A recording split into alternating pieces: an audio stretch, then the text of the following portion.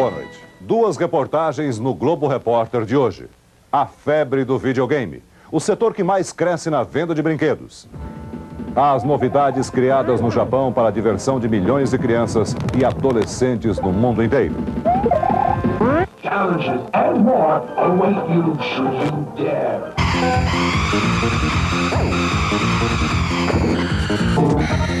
Os adultos que jogam no computador. Os jogos que simulam a realidade. O simulador de voo que ensina os pilotos a voar. Opa. Essa foi por pouco, não foi, Celso? A Guerra do Golfo entrou para a história como a guerra do videogame. As imagens da guerra eletrônica são idênticas às que enchem as telas dos jogos de milhões de crianças e adolescentes no mundo inteiro. O brinquedo favorito da geração dos anos 90 explodiu este mês nas grandes cidades brasileiras em feiras e torneios, novas lojas e locadoras de jogos. Este ano, as vendas de videogame no Brasil vão chegar a 100 milhões de dólares, 34 bilhões de cruzeiros. A repórter Neide Duarte entrou nesse mundo onde não se sabe ao certo onde termina a realidade e começa a ficção. Esses meninos que usam os mesmos acessórios e que mastigam, mas não engolem, sabem o que querem. Procuram caixinhas de aventuras e sonham com um controle na mão e um vídeo na cabeça. Quando as crianças tiram a televisão do ar e ligam aquele aparelhinho, elas entram num outro mundo. Vamos junto com elas lá para dentro. Esse é o lugar preferido por 9 entre 10 crianças. Aqui elas passam a maior parte do tempo, quando a mãe não proíbe. Nesse mundo, vive um sujeito bigodudo, barrigudinho, que anda sempre enfesado, quebrando tudo. É o Super Mario, um bombeiro italiano. Bombeiro dos bons. Sabe entrar pelo cano e sair vivo. Ele tem uma vantagem sobre os outros baixinhos. Quando come um cogumelo, cresce. Para ganhar a vida, tem que comer dinheiro. Cada 100 moedas, uma vida extra. Quando Mario encontra seus inimigos, fica mais enfesado. Resolve tudo no tapa. Seu Mário, para um pouco. Seu Mário, tem uma coisa que todas as crianças querem saber. O que é que a gente sente quando morre? Ah, você quer saber? Então toma. Briga na tela, encrenca na sala. Essas duas. Essas duas? Estão daqui. Não, Mário. Cala a boca, eu vou chamar a mamãe, quer ver? Quem é que vai decidir? Eu. Você? É. É ele que decide? Não. Quem é que decide? A minha mãe, né? Ah, os meninos. Meninas não são assim. Olha só essas duas. Tão parecidas e tão comportadas diante do videogame. Como é que vocês decidem quem joga primeiro? A briga. Mas como é que é essa briga? Bater. Bater? Igual no que acontece nos videogames? Vocês brigam ou não? Não. Briga de mulher é diferente. Como que é? A gente puxa o cabelo, tranca no banheiro. Uma tranca a outra no banheiro e quem tá fora vai jogar. É.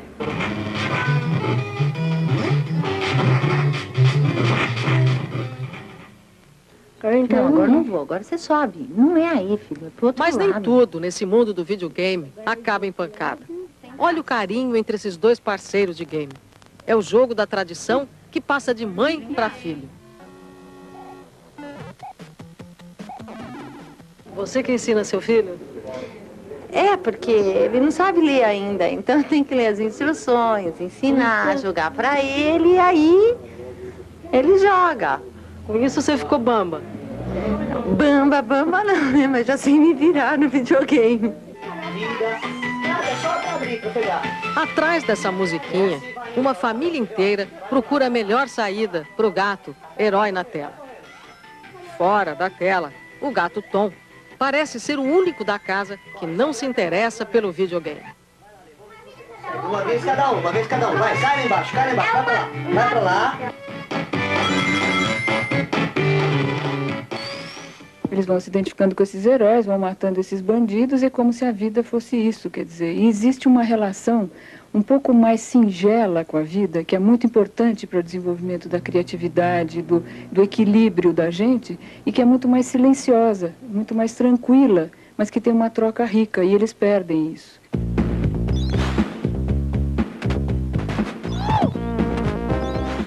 A solidão faz parte do jogo.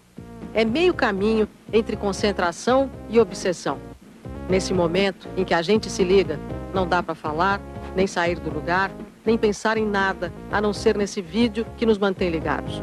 Um deslize e pronto. Morremos. Nesse mundo, a vida não é uma só. A morte não é irreversível. E nós não somos os mesmos. Temos pela frente um caminho cheio de inimigos. Precisamos aprender onde estão as armadilhas. Descobrir onde estão os segredos que vão permitir a nossa passagem. Vamos matar e morrer várias vezes nesse caminho, até encontrar a saída estratégica pela direita. E pronto, saímos do vídeo. Estamos fora do ar, até o próximo jogo. Para Tony, está sempre na hora do próximo jogo. 24 horas no ar. Tony é campeão. E quem é bom nesse jogo, não pisca. Ele é tão bom que chegou a ser contratado por uma revista especializada em videogame para dar dicas sobre os jogos. No Castelo das Ilusões, ele é mestre.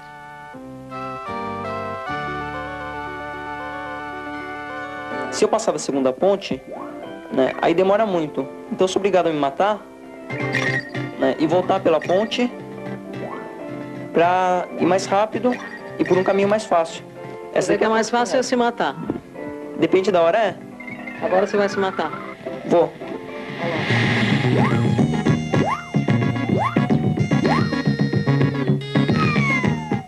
Ah, pronto, morreu. Agora eu vou pelo caminho certo. A melhor saída, nesse momento, é a garrafa de leite. Mas lá dentro, ele também não está seguro. O leite, como tudo nesse castelo, é pura ilusão. Esse monstro é o pior inimigo dessa fase. É, da fase dos doces, né? Pra matar ele, eu fico no meio da tela, como eu tô fazendo agora, pulando na cabeça dele quando ele me atacar.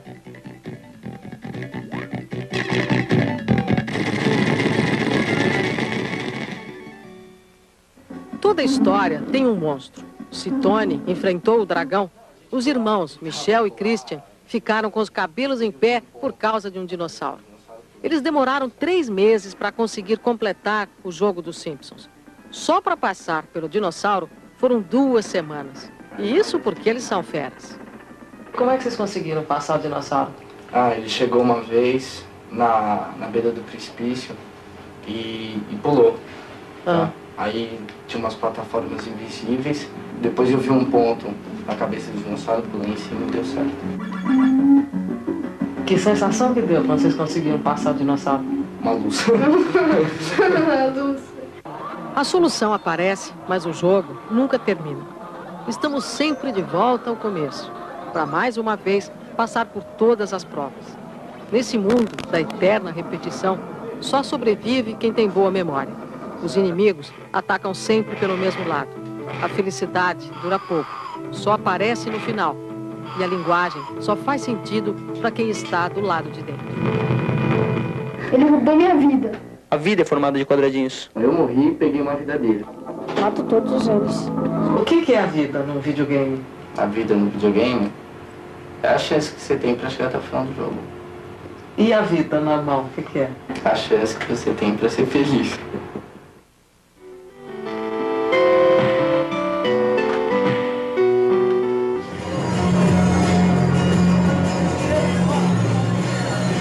Intervalo de jogo. O Robocop e a Tartaruga Ninja agora caminham entre amigos. Não precisam matar, nem morrer, nem bancar o esperto. Os garotos do videogame, acostumados com essas companhias, nem acham estranho estar ao lado desses heróis na mesma tela.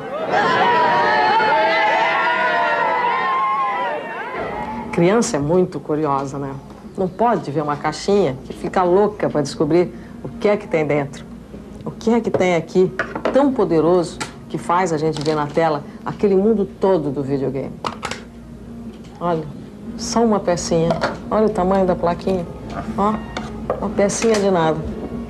Então é por aqui que anda Michael Jackson.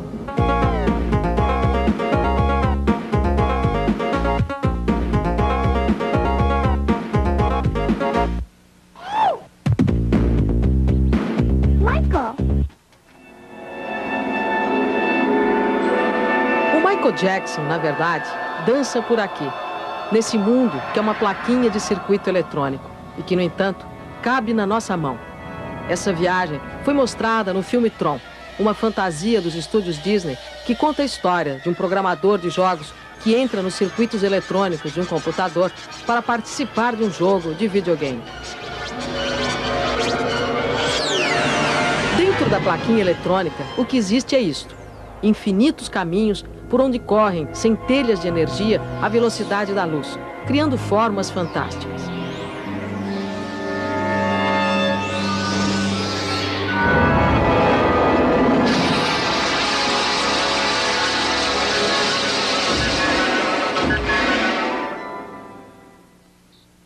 Os meninos do videogame nunca viajaram para tão longe, mas estão sempre perto das últimas novidades. O mercado do videogame não marca passo. Deve movimentar este ano 100 milhões de dólares no Brasil. As novidades nesse mundo eletrônico envelhecem a passos largos. Mas, por enquanto, esse comando em forma de tapete ainda é considerado novo. Você ganhou ainda. Este é para quem sonha bombardear o inimigo no grito. Vai! Vai! E era uma vez um pato que voava.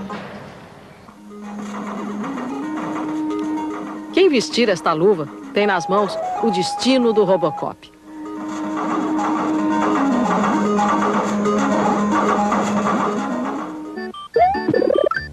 Mas novidade mesmo é esta história, o mundo de Super Mario. Os garotos do Brasil e dos Estados Unidos esperam ansiosamente por ele. Por enquanto, foi lançado só no Japão. As imagens são tridimensionais e o grande vilão da história é esse monstro aí, o Rei Koopa.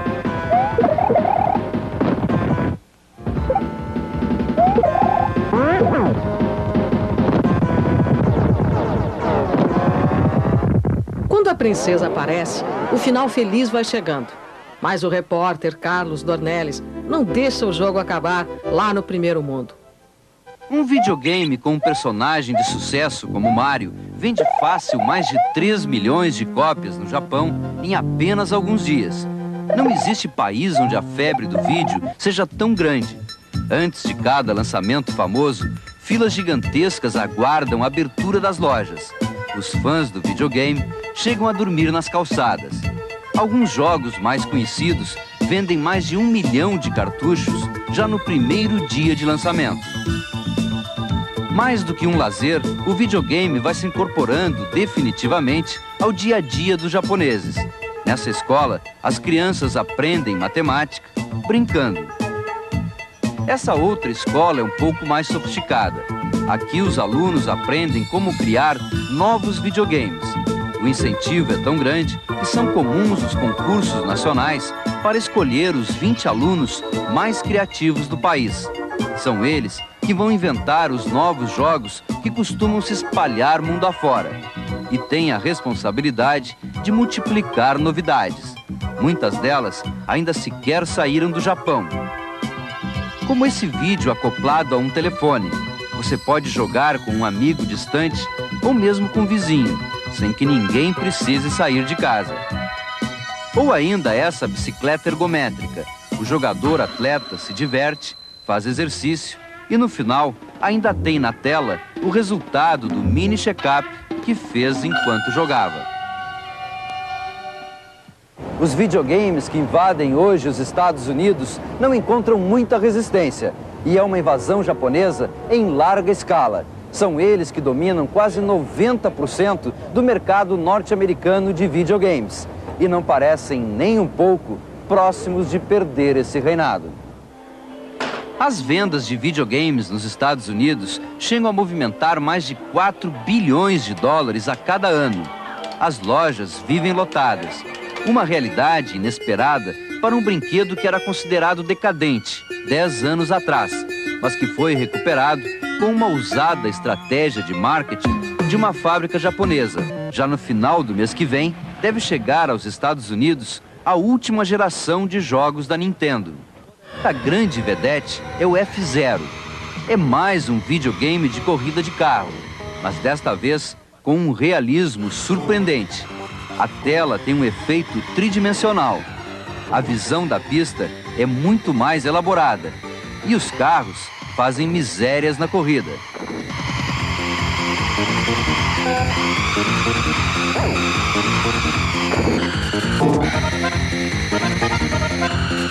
E mesmo quando o piloto falha, o visual continua sendo uma atração. O F-Zero está hoje na vanguarda dos videogames e é o melhor exemplo da revolução que ocorre nessa área. Ninguém tem dúvida que, por mais avançado que seja, logo vai ser superado por alguma nova surpresa que ainda vem do Japão. Mas a grande revolução deste ano chama-se A Viagem no Tempo. O jogo, ainda em fase experimental nos Estados Unidos, surpreendeu o mercado de videogames. Mais do que apenas uma imagem tridimensional, ele até parece que tem miniaturas de seres humanos dentro da máquina. É um sistema que usa um disco laser e uma projeção especial à base de hologramas. Todos os personagens do jogo são representações de atores que realmente passaram por essas aventuras. Na prática, quem joga fica com controle absoluto da ação, como se estivesse interferindo na história de um filme. Nesta viagem no tempo, o herói, um cowboy, luta contra homens das cavernas, até guerreiros do futuro. E, acima de tudo, não deixa dúvida de que os videogames já entraram numa fase em que podem desprezar qualquer limite para a criatividade e a imaginação.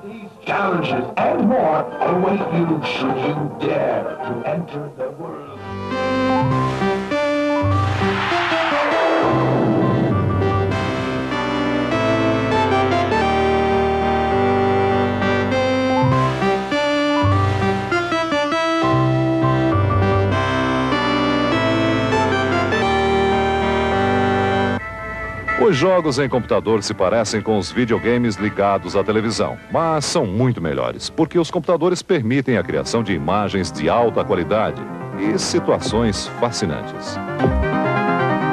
Estes brinquedos tecnológicos são uma das paixões da jornalista Cora Ronay, que se especializou em microcomputadores e edita o caderno de informática do jornal O Globo.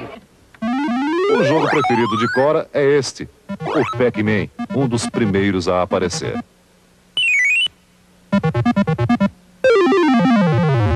Cora, os jogos no computador são programas antigos ou é uma coisa recente? Eles são muito antigos. Eu acho que desde que o homem inventou o computador, ele descobriu que havia um potencial de brincadeira, de jogo. Esse que você está vendo aqui é arqueológico, quase. Ele é de 82. É uma cópia de 82 de um jogo ainda anterior, feito no fim dos anos 70. Foi no início dos anos 80 que esses 4 rapazes começaram a se interessar pelos computadores. Hoje eles são engenheiros e técnicos em eletrônica e trabalham juntos numa empresa de manutenção de micros.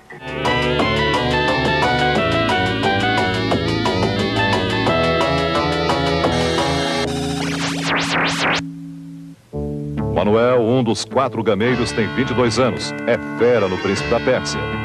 Neste jogo, o objetivo é salvar a princesa no castelo do vizir. O jogo tem 12 níveis, um mais difícil que o outro. O jogador precisa vencer todos os níveis em 60 minutos, marcados na ampulheta do vizir. Se o herói não chegar a tempo, o vizir aparece para casar com a princesa. Os desafios são terríveis. Além dos saltos, há o risco das guilhotinas.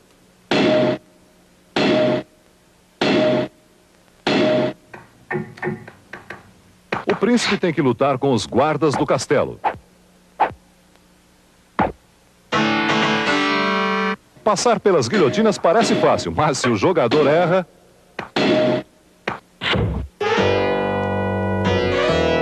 O jeito é recomeçar e encarar de novo todos os obstáculos para, no fim, conquistar a princesa.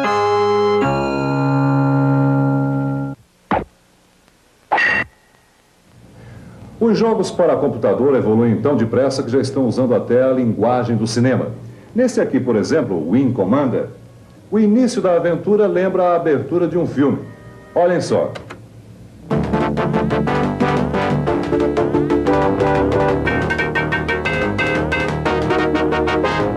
Ao contrário do vídeo comum, o jogo em computador permite ao jogador funcionar ao mesmo tempo como personagem e diretor do filme, mudando a ação, o desenrolar da história. A história do Wing Commander, o comandante voador, começa sempre neste dormitório do porta-aviões espacial. A estação é velha, tem goteiras e as lâmpadas do teto à esquerda piscam sem parar. A ação se passa no ano 2654. Antes de cada missão, o comandante orienta os pilotos. Angel, uma das mulheres do grupo, é escalada para o combate, junto com o capitão. Quando eles decolam, o capitão no comando da nave e o jogador pilotando o teclado do micro são a mesma pessoa. O capitão Torres é o Ricardo, um engenheiro eletrônico vidrado em videogame. Angel e o capitão Ricardo Torres voam correndo para a estrela Gimli. Quando eles encontram os Kill Raids, inimigos, começa o tiroteio. Quando a nave inimiga dentro do quadrado fica bem em cima da mira verde, é o momento do disparo. Porque eles fazem muitas manobras evasivas e os canhões disparam sempre em linha reta, né? Então você tem que tentar ficar na cauda dele para explodir.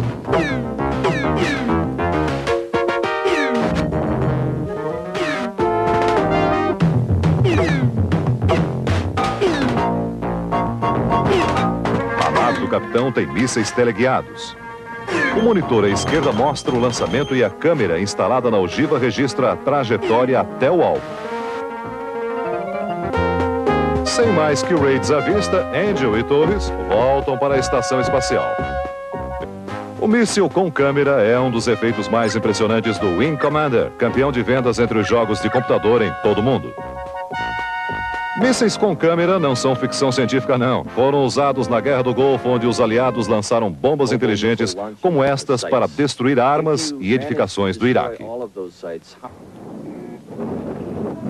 Comparando as imagens do conflito real com as reproduções feitas em computador, entende-se por que a guerra contra o Iraque foi chamada de Guerra Videogame.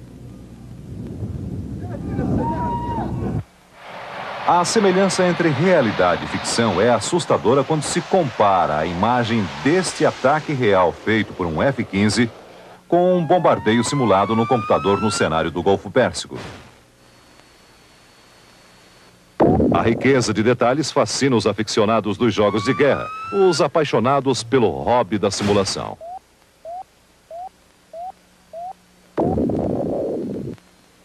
Aqui a simulação deixa de ser um hobby e vira coisa séria. Este é um simulador de voos usado para treinamento de pilotos profissionais. E esta é a reprodução fiel de uma cabine de jumbo 747. Um grande computador consegue criar as mais diferentes condições de voo, pouso e decolagem. As imagens são projetadas numa grande tela colocada aqui na frente, no para-brisa do avião. Nesse momento, é noite e o comandante Scherer vai decolar do Aeroporto Internacional do Rio de Janeiro. Pronto, Celso. A sensação de realidade é impressionante. Os comandos acionados pelo piloto, a pista rolando, o ruído dentro da cabine. Estamos chegando lá agora. Tudo dá a impressão de uma decolagem real com a mesma tensão que se sente num avião de verdade.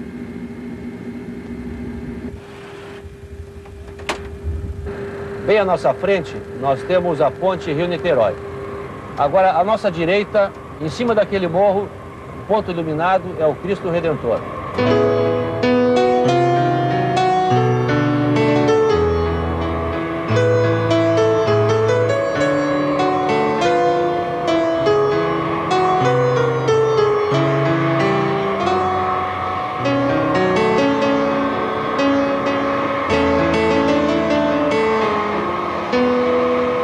Recebemos a informação do controle de aproximação de que estamos em rota de colisão com uma aeronave voando em sentido contrário. Já podemos observá-la muito próxima. Vamos tentar desviar dela. Opa, essa foi por pouco, não foi, Celso? Criar situações de perigo é a função principal do simulador de voo. Este aparelho imenso que lembra uma nave espacial, presa ao chão por 6 eixos hidráulicos. Acionado por 3 grandes computadores, um simulador custa 13 milhões de dólares, o preço de um jato pequeno, ou 6.500 microcomputadores equipados para jogar, ou ainda 43.300 consoles para videogame de televisão. Mas o simulador nem de longe é um brinquedo. Os pilotos enfrentam ali dentro 40 horas de instrução periódica exigida pela aeronáutica. Na cabine, o técnico opera o computador tocando diretamente a tela, como se estivesse num caixa eletrônico no banco da esquina. E o computador vai apresentando condições de voo tão delicadas quanto a do aeroporto de Zurique, na Suíça, coberto de neve. É ali que nós vamos aterrissar agora.